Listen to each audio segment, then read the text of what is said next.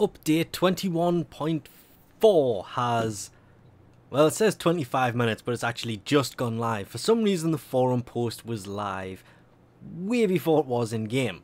I'm assuming the red text for that staying mission until it's finished thing lasted way longer than expected. But this whole update is pretty much about Hydroid here, as this is basically his rework, and it does say with Hydroid Prime emerging and surfacing soon. On that, before I do go into it just a little bit, I will do a whole Hydroid thing later on.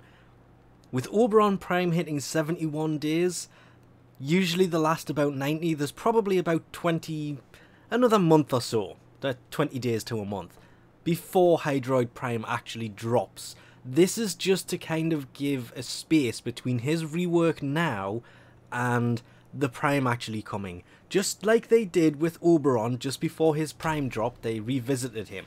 And I have no idea why I've just swapped into my operator.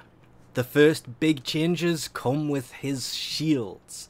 His normal shields used to be, it actually says shields have gone from 375, sorry, are now 375 from 345, but this very clearly says 125.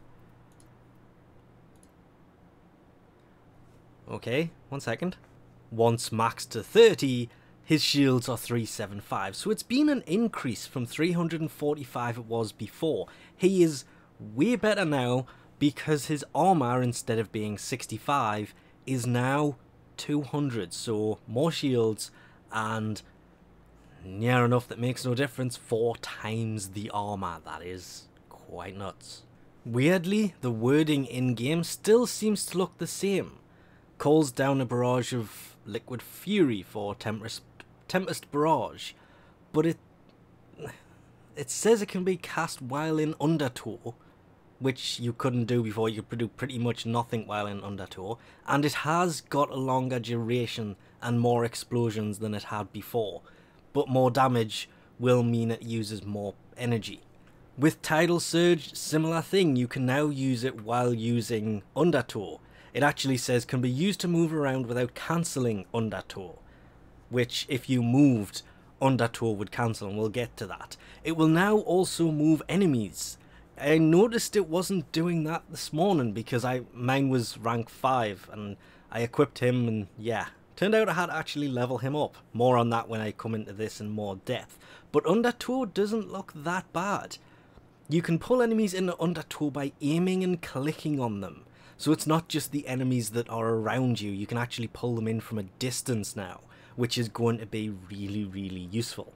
And Tentacle Swarm, weirdly, it says that you can charge it, as well as it's been given a visual rework. Again, I will go more into depth at a later date, possibly in the next few days, but his passive has remained the same. There was nothing about it in the changes, so I was just having a quick look.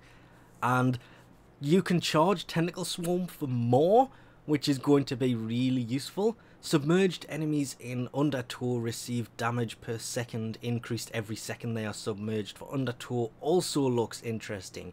The only thing I couldn't come across is it doesn't look like you can cast Tentacle Swarm from inside of Undertow where you turn into a puddle and they fall in, but nothing in there says it can, so more investigating will have to be done, but it's the only one that looks like it doesn't work from inside of Undertow, which is going to make him a lot better than he was. That 200 armor in itself is going to make him way more survivable, but it leaves the question of, if he's got 200 armor as his base with 375 shields, this is unmodded, once you get to 30,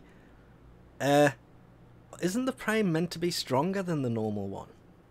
There is also a note that spring-loaded Broadhead has been added to the Concullust. Oh yeah, I pronounced that better the first time. It's been added to this guy, and there it is there. But because it's been added, the mod table is a bit diluted now because there's a lot of it, so they have changed the drop rate for these things. Spring-loaded Broadhead, of course, I had to look up because I don't actually have it. It's one of those mods that works in both PvE and PvP for the Daiku, and it has increased damage by up to 40% when maxed if the target is more than 15 meters away. Really useful mod for the Daiku, actually. Like, just damn, that is actually going to be a really useful mod. 40% extra on top of 50%. This is its base unmodded damage, and it's mainly status, so using this at more than 15 meters away with that mod would be really useful. I'm going to have to go hunt that mod out now. Weirdly though, that double barrel drift is one I've never bothered with. It was minus 20% recoil and spread when sliding with shotguns, any shotgun. Again, it works with PvE and PvP.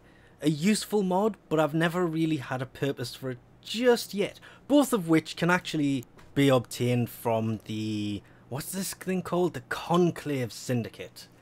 By coming in here, it does say you've got to be Whirlwind for the double barrel and Hurricane for the, I've completely forgotten the name of it, spring-loaded Broadhead.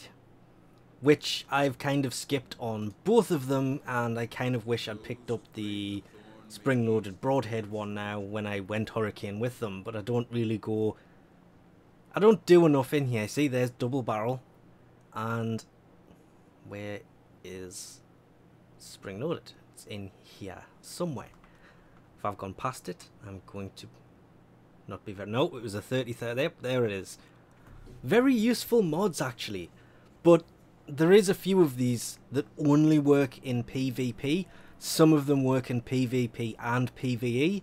I'm not really sure which. If I had to take a guess, I would say it's that symbol before overcharged is PvP, but that is PvP and PvE. And I'm only saying that, but that of course could mean that's for a Warframe, that's for a weapon. I honestly don't know, because, well, as you can probably tell, I don't have many mods at all for any real PvP stuff, which is why I don't tend to do it that often, because I don't have many of the mods and I just die pretty much instantly. And that's pretty much it. The only real other thing worth mentioning is the hacker mission, or the hacker challenge that would come up, where you have to hack one console during that mission. That will no longer appear if the mission has no consoles to hack, like during certain survivals, hijack missions, certain defense missions that don't, well, most defense missions that don't pop up in. And the same goes for remove the stealth mission challenge from missions where you can't do that as well. Same kind of thing. Infested missions, defense, survival, interception, excavation, defection. Those missions will no longer get the stealth. You've got to kill so many enemies who don't know you're there. These are the sub-challenges. When you go in, you pause the game and they pop up there. But anyway, as usual, there will be a link in the description to the forum post that has all of the fixes in it, because there is another long list for this. Well worth checking that out. We'll leave this off here for now. Thanks for watching, and I'll catch you next time.